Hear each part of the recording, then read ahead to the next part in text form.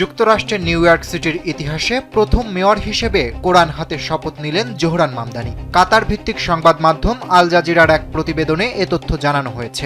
প্রতিবেদনে বলা হয়েছে, বৃহস্পতিবার যুক্তরাষ্ট্রের সবচেয়ে বড় শহরের প্রথম মুসলিম ও দক্ষিণ এশীয় বংশোদ্ভূত মেয়র মামদানি শপথ গ্রহণের জন্য ব্যবহার করেন তার দাদার সংরক্ষিত কোরআন এবং নিউ ইয়র্ক পাবলিক লাইব্রেরি থেকে ধার নেওয়া প্রায় 200 বছরের পুরনো একটি ঐতিহাসিক কোরআন।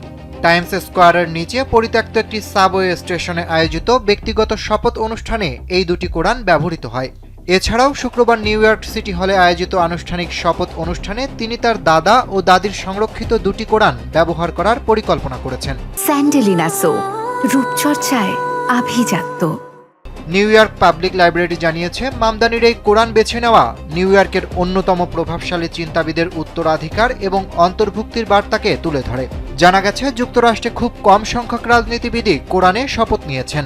নিউ ইয়র্কে মেয়রদের জন্য ধর্মগ্রন্থের শপথ নেওয়া বাধ্যতামূলক নয়, তবে অতীতে অনেক মেয়র বাইবেল ব্যবহার করেছেন।